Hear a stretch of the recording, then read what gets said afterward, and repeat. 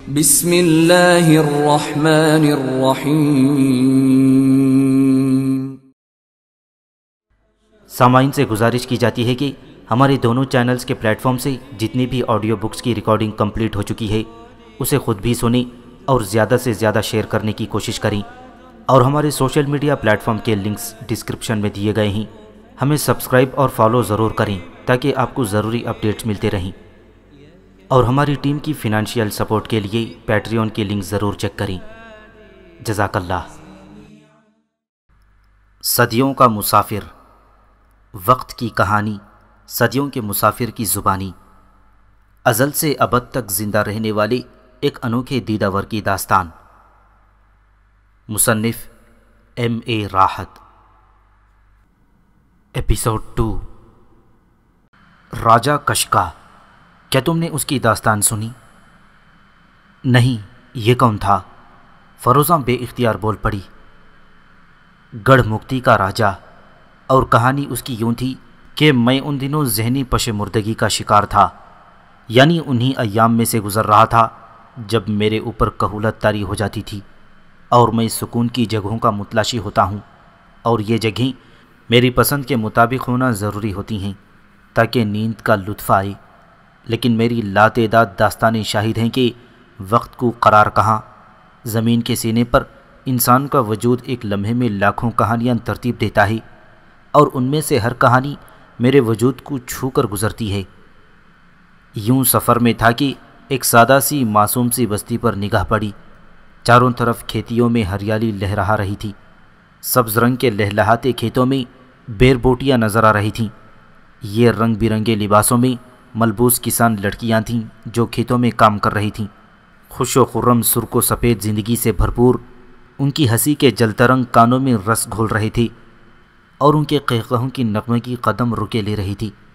لیکن ایسا نہ ہو کہ پھر کسی الجھن میں شکار ہو جاؤں کہ جہاں انسانی وجود ہوتا ہے وہاں الجھنیں ضرور ہوتی ہیں۔ سو پلٹ گیا میں اس طرف سے۔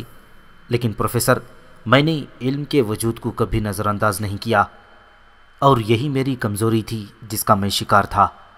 ہر شے میرے لیے دلکش ہوتی تھی، اور ادوار نے یہی بتایا تھا کہ علم کی کتاب میں جتنے صفحات تحریر ہو سکیں وہ کائنات کے سرمایہ کی حیثیت رکھتے ہیں، اور یہ سرمایہ قدرت کی امانت ہے جس میں خیانت ممکن نہیں۔ کھیتوں سے دور کا رخ اختیار کیا تھا میں نے، اور سوچا تھا کہ اس بستی سے بچ کر نکل جاؤں، لیکن راستے میں گنگناتی ہوئی ایک ندی نے قدم روک لیے، اور سوچا کہ اس کے کنارے بیٹھ کر تھوڑی دیر آرام کروں۔ ایسی شفاف ندیاں بے حد حسین ہوتی ہیں، لیکن پھر بھول گیا کہ ندی بستی سے زیادہ دور نہیں ہے، اور یہاں بھی وجود انسانی ممکن ہے۔ کنارے اس ندی کے سرسبز گھاس سے پر تھی۔ میں آرام کے لیے لیٹ گیا۔ پانی کی گنگناہٹ بڑی سکون بخش تھی۔ نرم ریت کی ٹھنڈک نے وجود کو بڑا اثر بخشا، لیکن قدموں کی آہٹ نے چونکا دیا، اور میں گردن اٹھا کر دیکھنے لگا۔ لکڑی کی کڑھائیاں پہنے اوپری بدن سے ننگے وجود کو دیکھ کر میں اٹھ گیا، لیکن میری آنکھوں نے اس کے چہرے کی نرمی اور تمتماہٹ کا جائزہ لیا، اور فیصلہ کیا میں نے کہ ضرور یہ کوئی صاحب علم ہے، اور ہونٹ واہ ہو گئے اس کی مسکراہٹ کے انداز میں، اور اس نے دونوں ہاتھ جوڑ کر ماتھے پر لگا دیے۔ میں خاموشی سے اسے دیکھتا رہا، اور تب اس کی گھمبیر آواز ابھری۔ رشیوں اور منیوں کے چمتکار نرالے ہوتے ہیں، پھر وہ اپنے ماتھے کی چمک کہاں چھپا پاتا۔ پھر اس نے کہا، مہاراج آگیا دیں تو تھوڑی دیر کے لیے پاس بیٹھ جاؤں؟ تم لوگ کہاں پیچھا چھوڑو گے؟ بیٹھو، میں نے اکتائے ہوئے لہجے میں کہا، اور اس کی مسکراہٹ کے خلوص میں کوئی تبدیلی نہ آئی، گو میرے الفاظ تلخ تھے۔ وہ بیٹھ گیا اور میرے چہرے کی جانب دیکھنے لگا۔ سنسار دکھوں کی پوٹ ہے، مگر یہ نہ بھولو مہاراج کہ بھگوان نے ہی اسے بنایا ہے۔ جس بھگوان کی تلاش میں تم سرگرداں ہو، اس کے بنائے ہوئے انسانوں سے بھاگو گے تو بھگوان کو کیسے پاؤ گے؟ خوب، تو تم گیانی ہو، میں نے مسکرا کر کہا۔ نہیں مہاراج، کہاں گیانی اور کہاں میں تو بس گویا ہوں، بھگوان کے گن گاتا ہوں مندر میں۔ نام میرا سکھراج ہے، لوگ سوالی سکھراج کہتے ہیں۔ جیوتش ودیا سے بڑا پریم ہے مجھے، اور سارا جیون اس تلاش میں بتایا ہے، پر کسی گیانی نے توجہ نہیں کی، اور جاپ کر رہا تھا دریا کے کنارے اس بات کا کہ کسی مہان گیانی سے سمبندھ ہو جائے، اور آج اس جاپ کا آخری دن تھا، اور مہاراج دریا کے کنارے آنے والے تم پہلے منشی ہو، چنانچہ تم میری گردن پکڑ لو اور اس وقت تک دباتے رہو جب تک کہ میں تمہیں گیان دینے کا اقرار نہ کر لوں۔ میں نے کہا، نہیں مہاراج، میری مجال کہ میں گردن پکڑوں، میں تو داس ہوں اور بس سیوا کرنا چاہتا ہوں، اگر من چاہے تو مجھے کچھ دے دیں۔ اس نے ہاتھ جوڑ کر کہا، میرے بھائی، دریا کے کنارے کی یہ جگہ بے حد خوبصورت ہے، تھوڑی دیر آرام کرنے کے لیے رک گیا، اس کی اتنی بڑی سزا تو مت دو، میں سکون کی تلاش میں ہوں، انہی پہاڑوں میں کوئی مناسب جگہ دیکھ کر سو جاؤں گا، اور داس جیون بھر جیوتش گیان کی آس میں تڑپتا رہے گا مہاراج۔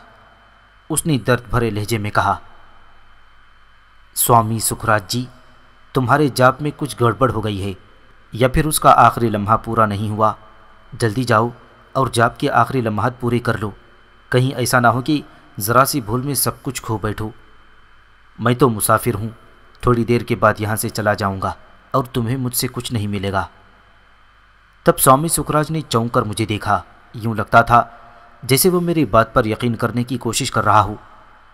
پھر اس نے ایک گہری سانس لے کر کہا، یہ ستارے تو جھوٹ نہیں بولتے مہاراج۔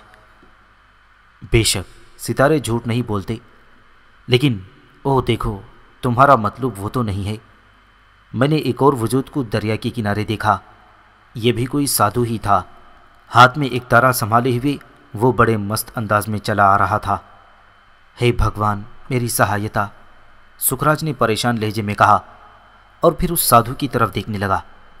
سادھو دریا کے کنارے بیٹھ کر اپنا ایک تارا ایک طرف رکھ کر چلو سے پانی پی رہا تھا۔ سکھراج سوامی گردن ہلاتے ہوئے اس کی طرف بڑھ گئے اور میرے ذہن میں دلچسپی ہو گئی۔ میں ان دونوں کو دیکھنے لگا اور میرا دل چاہا کہ قریب سے ان کی گفتگو سنوں۔ پھر میں نے خود کو سنبھالنے کی کوشش کی کہ فضول الجھنوں میں پڑنے سے کیا فائدہ، بہتر یہ ہے کہ جلدی سے یہاں سے آگے بڑھ جاؤں۔ لیکن پروفیسر، وقت کی گردش بھی کسی کے اشاروں کی پابند ہوتی ہے۔ میں اپنے تجسس، اپنی دلچسپی کو نہیں دبا سکا اور ان دونوں کی طرف چل پڑا۔ سوامی سکھراج سادھو کے پاس پہنچ گئے تھے اور اس کی پشت پر پہنچ کر اس کے فارغ ہو جانے کا انتظار کرنے لگا۔ سادھو اپنی گردن اور بال بھگو رہا تھا اور پھر اس نے سکون کی گہری گہری سانسیں لیں۔ اسی وقت اس نے شاید اپنے عقب سے آواز سنی اور جلدی سے پلٹ کر دیکھا، پھر لپک کر اپنا ایک تارا اٹھایا۔ لے جا، لے جا، اسے بھی لے جا بھائی، یہی ایک پونجی رہ گئی ہے، اسے بھی چھین لو، تمہارا ستیہ ناس۔ سادھو نے جلے کٹے لہجے میں کہا، نہیں مہاراج، ہم چور نہیں ہیں، ہم تو سوامی سکھراج ہیں، مندر میں بھجن گاتے ہیں، کھرے برہمن ہیں، بھگوان کی سوگند، ہم نے جیون میں کبھی کسی کی کوئی چیز نہیں چرائی۔ گویے ہو، بھجن گاتے ہو؟ سادھو نے خوش ہو کر پوچھا۔ ہاں مہاراج، سکھراج نے کہا۔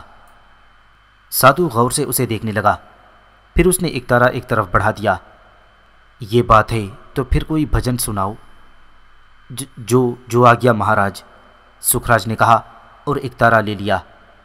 سکھراج کی آواز واقعی خوبصورت تھی، جو کچھ وہ گا رہا تھا وہ بے حد حسین تھا۔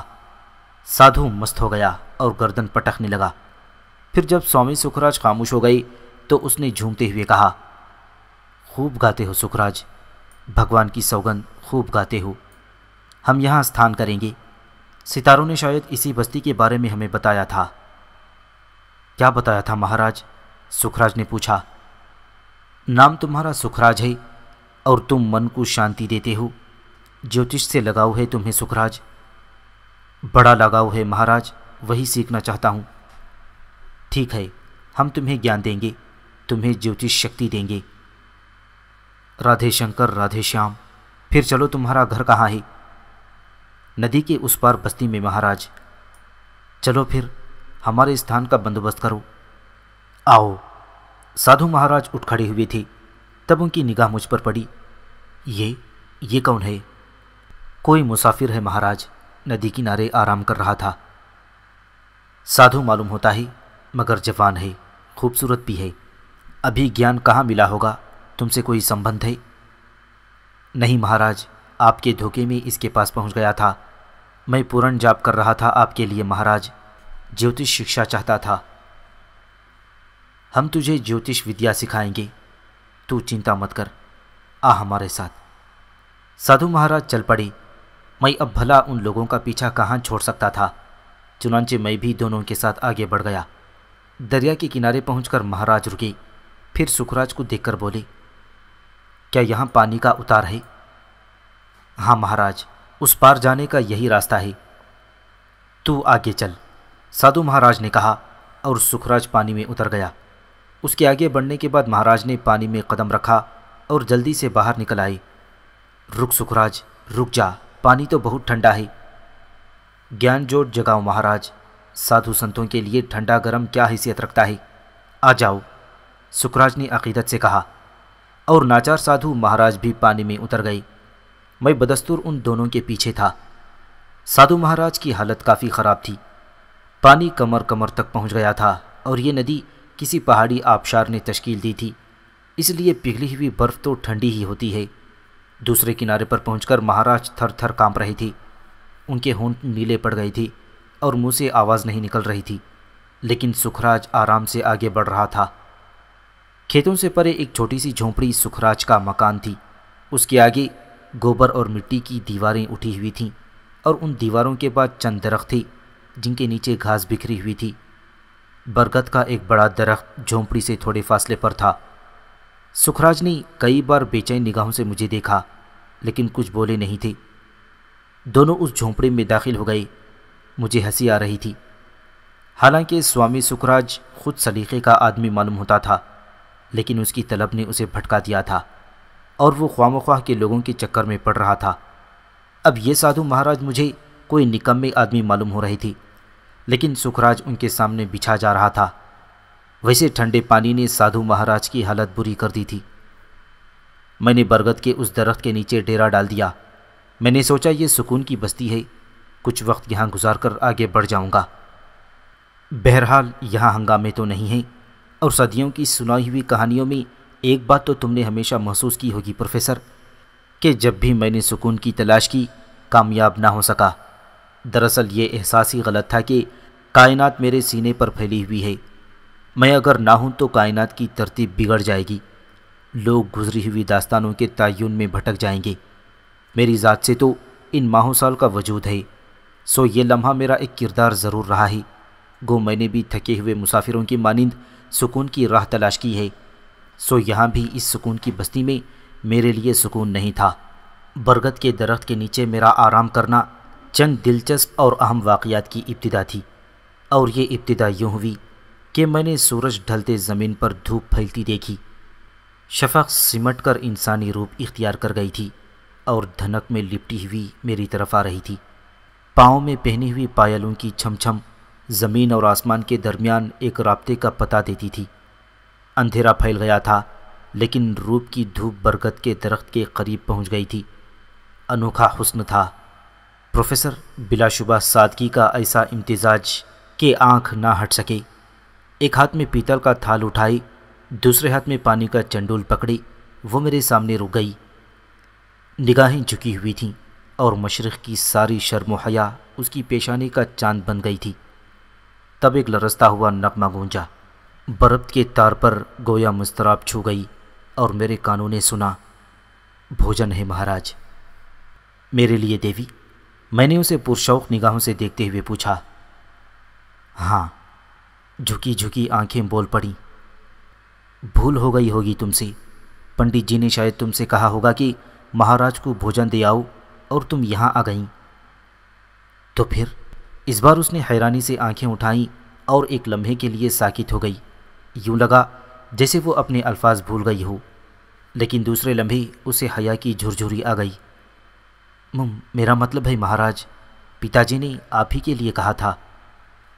کیا تم ان دوسرے سنت مہاراج سے بھی واقف ہو جو تمہاری جھونپڑی کے اندر موجود ہیں؟ میں نے سوال کیا، اور اس نے شرمگی نگاہیں اٹھا کر مجھے دیکھا۔ آنکھیں تو مسکرا رہی تھیں، ہونٹ بھی بے اختیار مسکرا اٹھے، اور چمکیلے دانت نظر آنے لگے۔ جی مہاراج، اس نے کہا۔ ہاں شاید وہی، میں ان کا نام نہیں جانتا۔ وہ تو مہاراج بھوجن کرنے کے قابل نہیں رہی۔ بچوں جیسی معصوم آواز سنائی دی۔ ہنسی چھوٹی پڑ رہی تھی۔ میں نے دلچسپی سے اس خوبصورت ہنسی کو دیکھتے ہوئے پوچھا، کیوں؟ بڑے زور کا جاڑا چڑھا ہے انہیں، ٹھنڈے پانی میں بھیگ گئے تھے نا، ساری جوتش ودیا بھول گئے اور اب جیون کی فکر میں ہیں، اس نے کہا اور ہنس پڑی۔ میرے ہونٹوں پر بھی مسکراہٹ پھیل گئی۔ سادھو مہاراج کی بوکھلاہٹ میں نے بھی دیکھی تھی اس وقت جب وہ ٹھنڈے پانی میں اترے تھے، گویا انہیں ان کی دروگوئی کا بدلہ مل گیا تھا۔ تاہم میں نے مسکراتے ہوئے اس سے پوچھا، اور سکھ مہاراج کیا کر رہے ہیں؟ ان کی سیوا کے علاوہ اور کیا کر سکتے ہیں؟ اس نے مسکراتے ہوئے کہا۔ بڑے پریشان ہو گئے ہوں گے وہ بیچارے، تو لائے تھے انہیں جوتش ودیا سیکھنے کے لیے اور اب اس جنجال میں پھنس گئے، مگر میرے لیے کھانا دیوی؟ میں نے سوالیہ انداز میں دیکھا۔ کیا آپ بھوجن نہیں کریں گے مہاراج؟ اس نے سادہ سی نگاہوں سے مجھے دیکھتے ہوئے پوچھا۔ تم لائی ہو تو دیوی ضرور کر لوں گا، پر بات سمجھ نہیں آئی، میں تو تمہارا مہمان بھی نہیں ہوں۔ نہیں مہاراج، پتا جی سادھو سنتوں سے بڑا پریم کرتے ہیں، آپ نے یہاں استھان کیا ہے تو کیا ہم آپ کو بھوجن بھی نہیں کرائیں گے؟ اوہ، یہ بات ہے تو ٹھیک ہے، تھال رکھ دو، اور ہاں دیوی جلدی میں ہو۔ نہیں مہاراج، تو پھر بیٹھ جاؤ، تھوڑی دیر باتیں ہی کر لیں، میں ان مہاراج کے بارے میں جاننا چاہتا ہوں، کیسی حالت ہے ان کی؟ بڑی بری ہے مہاراج، ہری اوم جپ رہے ہیں، گھر کے سارے کپڑے ان کے اوپر ڈھیر کر دیے گئے ہیں، اور اب تو پتا جی خود بھی ان کے اوپر چڑھ کر بیٹھ گئے ہیں، پر ان کی سردی دور نہیں ہوئی۔ میں نے تو پتا جی سے کہا تھا کہ اندھیر مہاراج کو بند کر کے گھر میں آگ لگا دیں، تبھی ان کی سردی دور ہوگی، مگر پتا جی برا مان گئے۔ وہ ہنس پڑی، سادگی میں شرارت بھی شامل ہو گئی تھی، مجھے بھی اس کی شرارت پر ہنسی آ گئی تھی۔ اچھی ترکیب بتائی تم نے، پر تمہارا نام کیا ہے؟ میں نے پوچھا۔ روپ کلی، اس نے بتایا۔ بڑا سندر نام ہے، تمہاری طرح۔ بھوجن تو کرے مہاراج، آپ نے تو ابھی تھال کو ہاتھ بھی نہیں لگایا، اس نے قدرے شرارت سے کہا، اور میں نے اندازہ لگایا کہ چہرے کی سادگی بلا شبہ سادگی ہے، لیکن اندر بہت کچھ ہے۔ تب میں کھانے کی طرف متوجہ ہو گیا۔ وہ میرے نزدیک بیٹھی شرارت آمیز نگاہوں سے مجھے دیکھتی رہی، اور پھر اچانک بول اٹھی، پر تم نے اپنا نام نہیں بتایا سنت مہاراج۔ میرا نام؟ تم ہی میرا نام رکھ لو روپ کلی۔ کیوں، ماتا پتا نے کچھ نہیں رکھا؟ اس نے بدستور شرارت سے پوچھا۔ ماتا پتا کو کسی نے دیکھا ہو تو بتاؤں، میں نے ماتا پتا نام کی کوئی چیز دیکھی ہی نہیں۔ ہے رام، مر گئے وہ دونوں؟ روپ کلی نے کسی قدر سنجیدہ ہو کر ہمدردی سے پوچھا۔ بھگوان جانے، میں نے شانے اچکا کر جواب دیا، اور وہ مجھے رحم کی نگاہوں سے دیکھنے لگی۔ میں نے صرف اس کی خوشی پوری کرنے کے لیے کھانا شروع کر دیا تھا۔ اس کے انداز میں کسی قدر ہمدردی پیدا ہو گئی۔ جب میں نے پانی کی جانب دیکھا تو اس نے جلدی سے چنڈول اٹھا کر میری طرف بڑھا دیا، اور میں نے اس کے ہاتھ سے پانی لے کر پینا شروع کر دیا۔ تو روپ کلی، تم نے مجھے کوئی نام نہیں دیا۔ ہم کیا نام دیں مہاراج؟ سنسار آپ کو جس نام سے پکارے گا وہی ٹھیک ہے، وہ بولی۔ تب لوگ مجھے صرف سنت کہتے ہیں، ہم بھی تمہیں وہی کہیں گے، وہ بڑے دلاویز انداز میں بولی۔ تمہاری مرضی، ویسے بڑی لوبھی ہو تم، ایک چھوٹا سا نام بھی نہیں دے سکتی، میں نے کہا، اور وہ ہنسنے لگی۔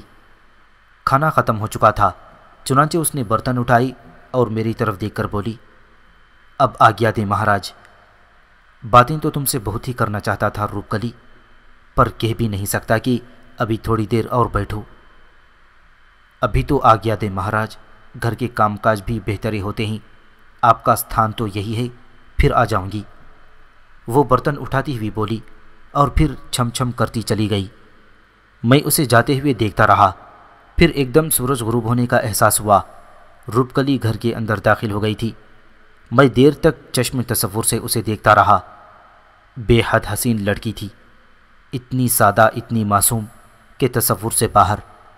ان حالات میں یہ جگہ چھوڑ کر جانے کو کس کا دل چاہی؟ میں نے بھی سوچ لیا کہ کچھ وقت یہاں ضرور گزاروں گا۔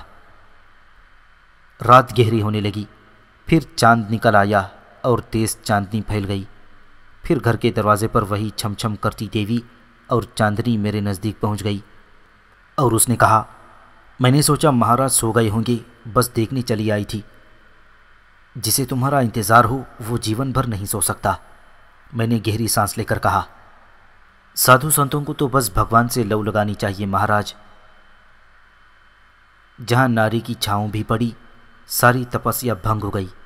میں تمہارے مکھ سے گیان کی باتیں سننا چاہتی ہوں۔ اس نے مسکراتے ہوئے کہا اور میں ہنسنے لگا۔ بھگوان کو پانے سے پہلے منشیہ کو پانا پڑتا ہے روپکلی، تم مجھے منشیہ سے دور کرنا چاہتی ہو؟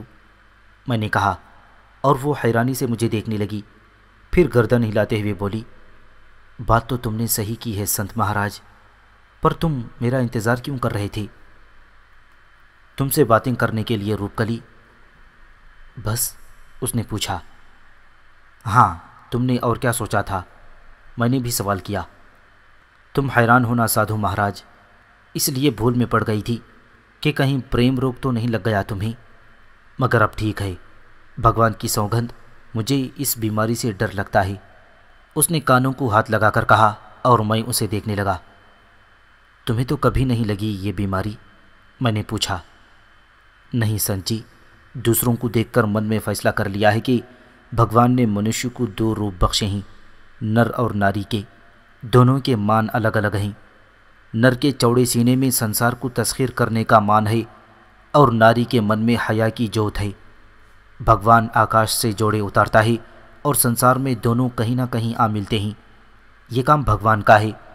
اور ناری اپنی نر کے چرنوں میں پریم آرتی اتارتی ہے اور نر اسے سینے میں بھر لیتا ہے۔ جب بھگوان نے یہ کام سنبھال رکھا ہے تو ہم بے صبری کر کے اس کی آورش کو کیوں توڑیں، اس پر بھروسہ کیوں نہ کریں؟ ایسے کام کیوں کریں جس سے نہ ہماری حیا باقی رہی، نہ ناری کا مان، نہ ماتا پتا کی عزت؟ بھگوان کا ایک آورش توڑنے سے کتنے لوگوں کی مان کی ہتیا ہوتی ہے، ہم ایسا کام کیوں ہی کریں؟ معصوم لڑکی کی منطق بڑی عجیب تھی۔ تب میں نے کہا، لیکن پریم تو تمہارے بھگوان ہی کا ایک روپ ہے مہاراج، پر پریم کے روپ بھی تو بھگوان نے ہی بنائے ہیں۔ ماں کا پریم بیٹے کے لیے، بیٹی کا پریم پتا کے لیے، بہن بھائی کا پریم ماتا پتا کے لیے، اور بہت سے پریم کے ناطے ہیں۔ نر ناری کا پریم بھی اٹوٹ ہے، پر اس کے لیے بھگوان نے سیدھے راستے رکھے ہیں۔ اس پریم کی پوترتا سب سے بڑی ہے، اور پریم ساوتری کبھی من میں کالک نہیں لگاتی۔ لڑکی نے کہا، اور میں اس ارسطو زادی کو تعجب سے دیکھنے لگا۔ میں نے کوئی انہونی کہہ دی ہے مہاراج؟ اس نے پوچھا۔ نہیں دیوی، تو ٹھیک کہتی ہے، میں نے جواب دیا، اور تھوڑی دیر میرے پاس بیٹھنے کے بعد وہ واپس چلی گئی۔ میں اس کی باتوں پر غور کرنے لگا۔ جتنی معصوم نظر آتی ہے اتنی ہے نہیں۔ بڑی مہارت سے مجھے دھرم گیان دے گئی تھی۔ مجھے ہنسی آ گئی اور پھر میں برگد کے اس درخت کے نیچے لیٹ گیا۔ نہ جانے کب تک ان خیالات میں ڈوبا رہا اور پھر آنکھیں بند کر لیں۔ دوسری صبح جب آنکھ کھلی تو سورج چڑھ آیا تھا۔ اندھیر جی مہاراج بھیگے ہوئے الو کی مانند دھوپ میں بیٹھے سوکھ رہے تھے۔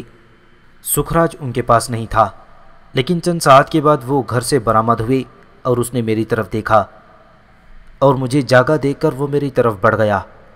پائے لاگو مہاراج، اس نے دونوں ہاتھ جوڑ دیے تھے اور میں نے بھی اس کے انداز میں ہاتھ جوڑ دیے۔ آپ سو رہے تھے سوامی، اس لیے میں نے آپ کے لیے صبح کا بھوجن نہیں بھیجا، میں ابھی لاتا ہوں۔ سنو سکھراج سوامی، ہم تمہارے مہمان نہیں ہیں، ہم تو اس بوڑھے برگد کے مہمان ہیں، تم ہمارے لیے تکلیف کیوں اٹھا رہے ہو؟ یہ برگد میرے گھر کے سامنے ہے مہاراج، اور پھر اس میں بھی کوئی تکلیف کی بات ہے؟ آپ کی سیوا میرے لیے خوشی کی بات ہے۔ تمہارے اندھیر سوامی کا کیا حال ہے؟ میں نے پوچھا۔ ساری جوتش ودیا بھول گئے ٹھنڈے پانی میں۔ ویسے بھی مہاراج، تم نے اپنے من کا حال نہیں بتایا، سکھراج نے کہا۔ من کا حال بھی وہی ہے سوامی جو تن کا حال ہے، میں نے ہنس کر کہا۔ ٹھہرو، پہلے میں بھوجن لے آؤں، خود بھی تمہارے ساتھ ہی بھوجن کروں، اس نے کہا، اور تھوڑی دیر کے بعد وہ ایک تھال لیے ہوئے میرے پاس پہنچا اور زمین پر بیٹھ گیا۔ کھاؤ مہاراج، اور ہاں، رات کو سونے کے لیے چھت موجود ہے، تو برگد کے نیچے کیوں پڑے ہوئے ہو؟ آج سے اندر رہا کرو، اس نے منت کی۔ ایک چھت کے نیچے 3 گیانی نہیں رہ سکتے سکھراج، اور پھر میری موجودگی میں تم اندھیر مہاراج سے جیوتش گیانی بھی نہیں سیکھ سکو گے۔ کچھ بھول ہو گئی ہم سے، نہ جانے کیوں ستارے بتاتے ہیں کہ اندھیر مہاراج بس مہاراج ہیں اور جیوتش کے بارے میں کچھ نہیں جانتے، پر نہ جانے ہمارا جاب کیوں سفل نہیں ہوا، ہمیں تو بڑی آس تھی۔ ستاروں کا کھیل جتنا جانتے ہو اتنا کافی نہیں ہے سکھ مہاراج، میں نے کہا۔ گیان کا وردان تو اتھا ہے مہاراج، منشیہ کا من کہاں بھرتا ہے، پر ہمارے من میں تو ایک کالا دھبا ہے۔ ہم تو اپنی بیٹی کے لیے دکھی ہیں، ہم اس کے کشٹ کا اپائے تلاش کرنا چاہتے ہیں مہاراج، اور اس میں ستارے ہماری مدد نہیں کرتے۔ ہماری ساری کوشش کسی ایسے گیان پرش کی تلاش کے لیے ہے جو ہماری بیٹی کے بھاگ سے یہ کالا من نکال ڈالے۔ کیا مطلب؟ میں نے تعجب سے پوچھا۔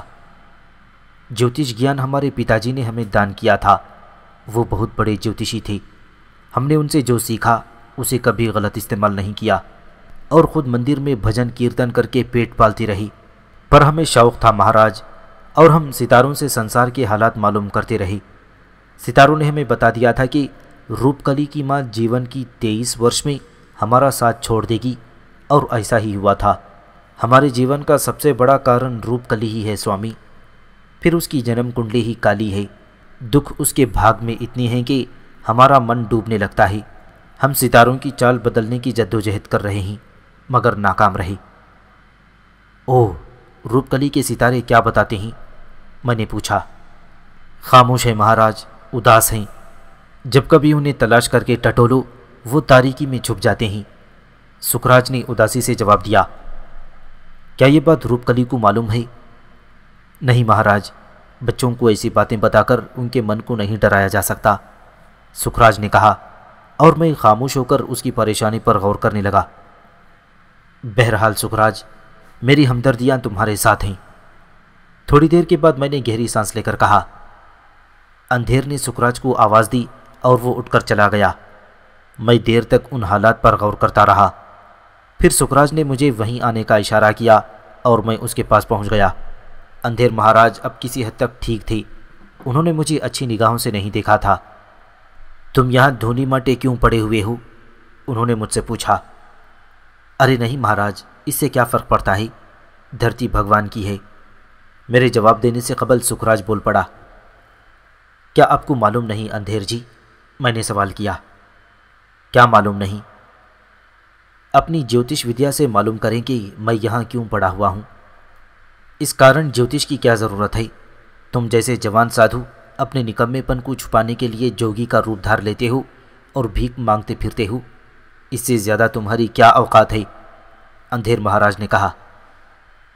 ارے کیا باتیں شروع ہو گئیں، کچھ گیان دھیان کی باتیں کریں مہاراج، سادھو سنتوں کو ان باتوں سے کیا دلچسپی؟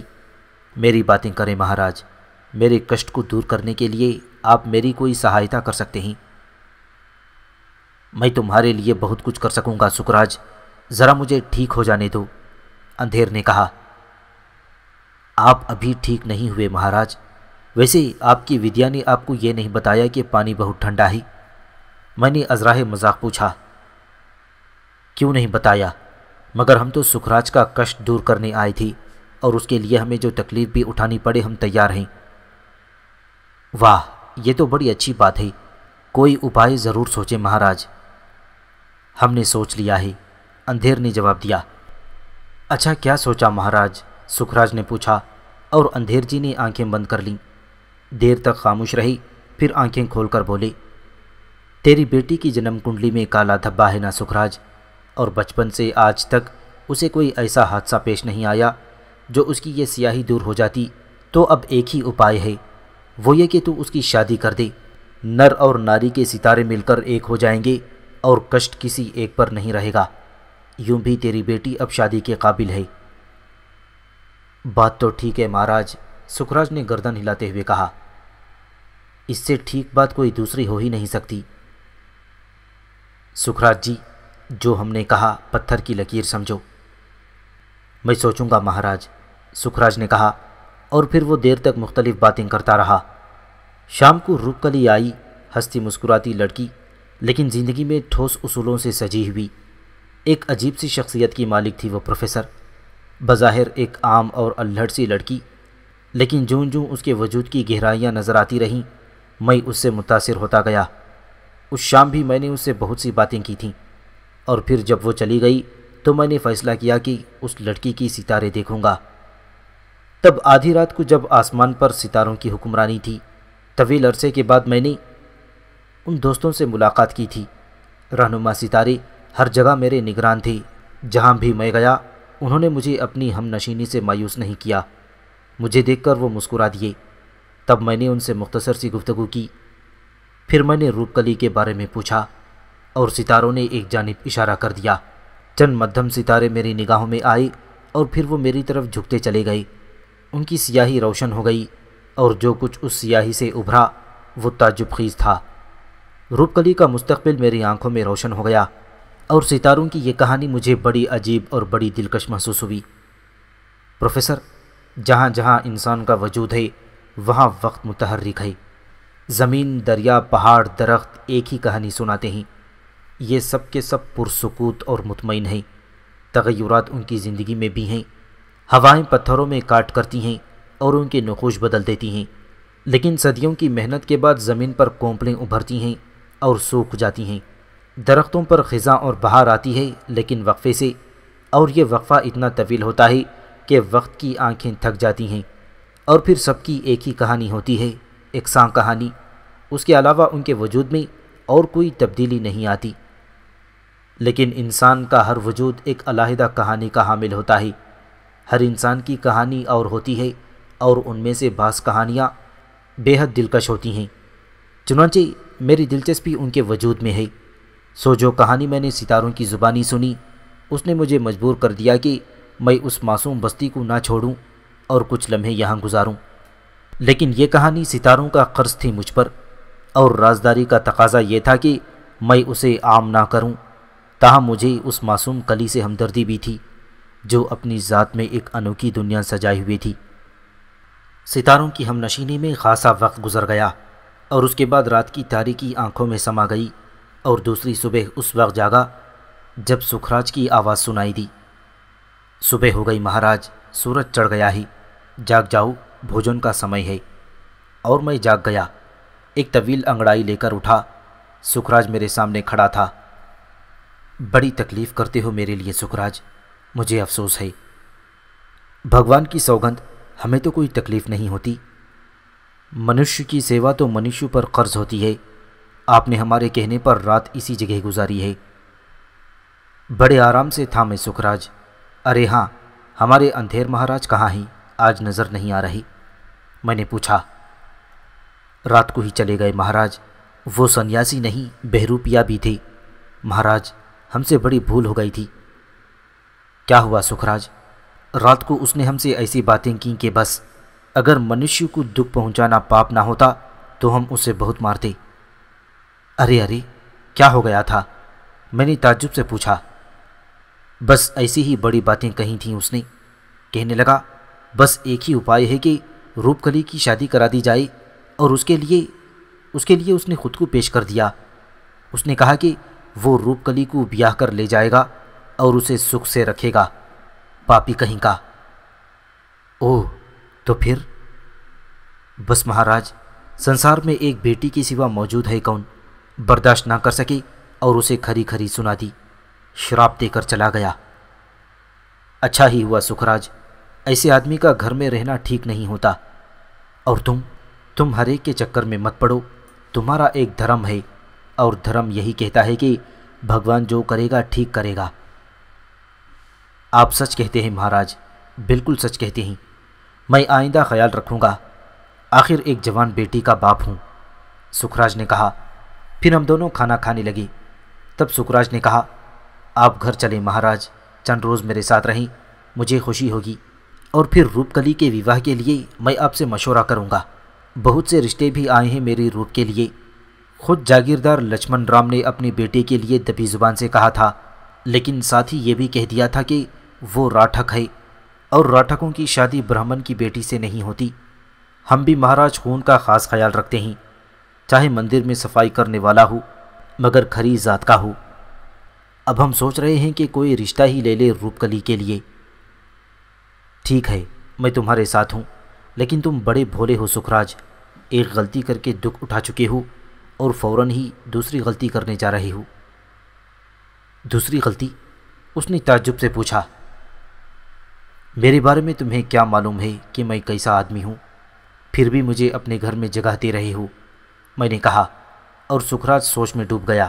پھر بولا، بات تو ٹھیک ہے مہاراج، تم میری فکر مت کرو، میں ٹھیک ہوں۔ آج بستی کی سیر کروں گا، ہاں رات کو یہاں رہنے کی اجازت دے دو۔ بستی میں کہیں بھی جاؤ مہاراج، پر بھوجن ہمارے ہاں کرو گے، اس بات کا وعدہ کرو۔ چلو ٹھیک ہے، اس میں کوئی حرج نہیں، میں نے کہا، اور میں بھی یہاں رہ کر اس دلچسپ واقعے کے بارے میں جاننا چاہتا تھا جو پیش آنے والا تھا، اس لیے میں نے یہاں رکنے کی ٹھانی پروفیسر۔ اور پھر اس روز میں بستی کی سیر کے لیے نکل گیا۔